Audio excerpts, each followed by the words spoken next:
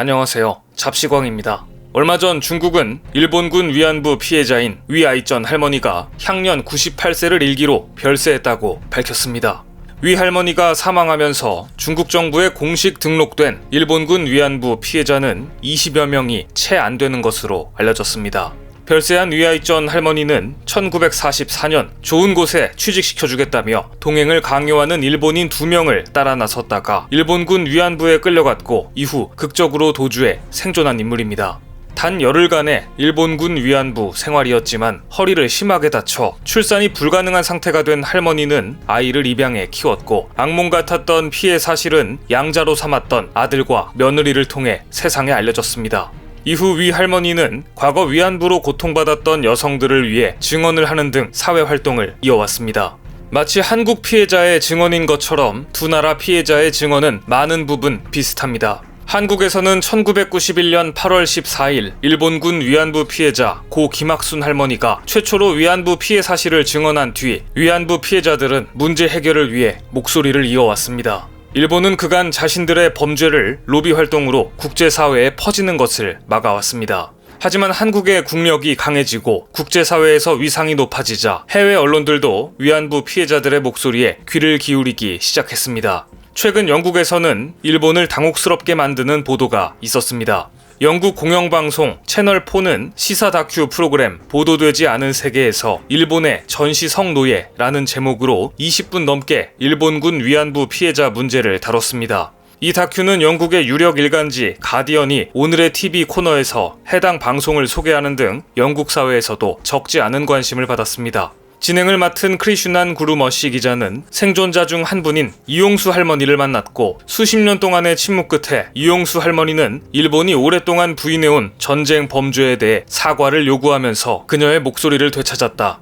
이어 1990년대 일부 용감한 피해자들이 2차 대전 기간 동안 일본이 무슨 일을 벌였는지에 대한 진실을 드러내기 전까지 이는 어두운 비밀로 남아있었다. 이때부터 이 문제는 한국과 일본 사이에 긴장과 분노를 만들어냈다. 1930년대부터 2차 세계대전이 끝날 때까지 일본군이 강제하거나 속여서 위안부로 끌고 간 아시아 태평양 지역의 일제 식민지 여성과 소년은 20만 명으로 추산된다 라고 설명했습니다. 위안부 문제와 관련해 완벽하게 한국의 입장을 지지하는 내용을 방영한 것입니다. 영국 디지털 고고학 연구소 등은 옥스퍼드 대학교에서 이 다큐멘터리를 특별 상영하고 구루머시 기자 등이 참석하는 토론회도 열 예정입니다. 영국 채널4가 이 다큐를 위해 일본 정부에도 인터뷰를 요청했지만 일본은 답변을 거부하며 2015년 한일 위안부 합의로 이 문제는 해결됐다는 똑같은 입장만 밝혔다고 전해집니다. 그런데 일본이 은폐하고 있는 진실은 위안부만이 아닙니다. 2차 대전 중 전범 기업들이 강제 동원한 피해자에 대한 배상 역시 은폐와 왜곡으로 시간만 끌고 있습니다. 일본 전범기업 미쓰비시가 강제동원 피해를 배상하라는 한국 대법원의 판결이 나온 지 3년이 지났습니다. 피해자들이 배상을 받으려면 일본 정부가 후생연금 자료를 제공해줘야 하는데 일본은 그런 자료는 남아있지 않다고 했습니다. 하지만 최근 피해자들의 후생연금 자료가 남아있던 사실이 밝혀졌습니다. 강제동원 피해자들의 소송을 돕는 시민단체 나고야 소송지원회가 지난 3월 피해자 11명의 강제동원 사실을 확인하기 위해 일본 연금기구에 후생연금 가입 기록 조회를 신청했습니다. 생존 피해자인 정신영 할머니의 당시 사진, 창씨 개명된 이름, 연금 번호까지 제시하며 재확인을 요청했습니다. 그래도 안 되자 이번에는 일본의 국회의원이 대리 신청자로 나섰습니다. 그런데 국회의원이 신청하자 당황한 일본의 공무원이 실수를 저지르고 맙니다. 전쟁 중 일부 기록이 사라졌지만 후생연금 가입은 인정할 수 있다는 새로운 답변이 보내온 것입니다.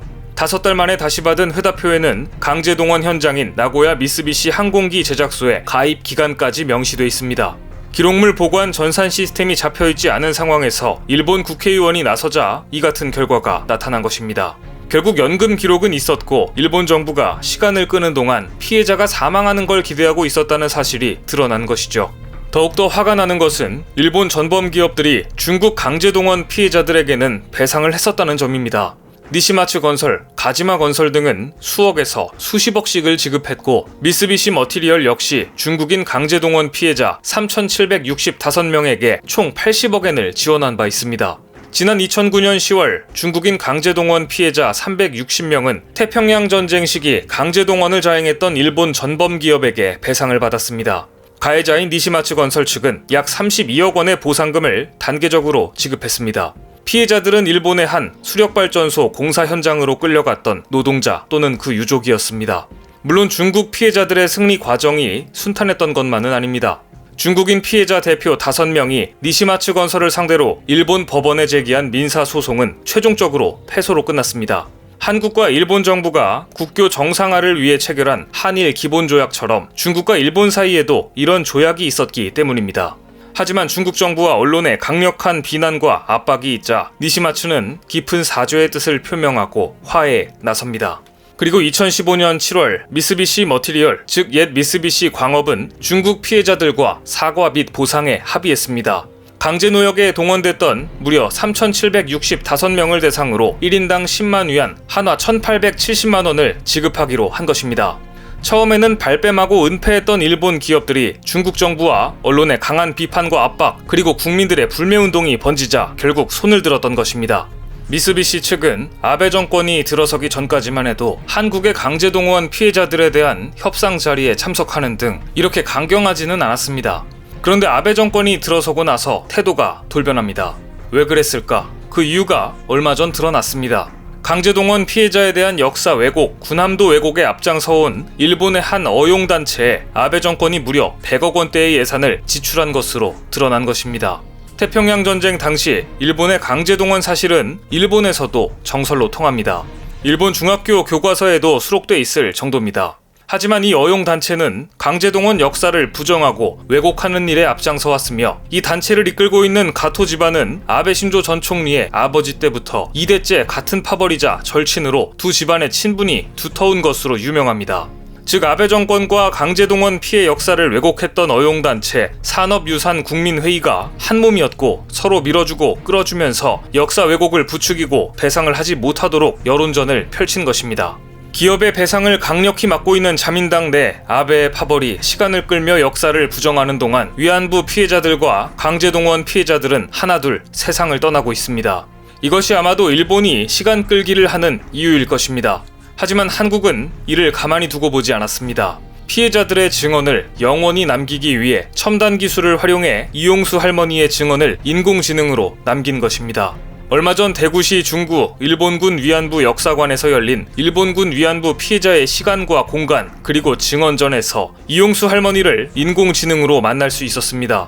이번 행사는 한국인공지능연구팀이 위안부 피해 생존자 13명 가운데 대화가 가능한 이용수, 이옥선 할머니와 함께 1000개의 경우의 수를 가정해 답변 영상을 찍어 영원히 기록을 남겼습니다.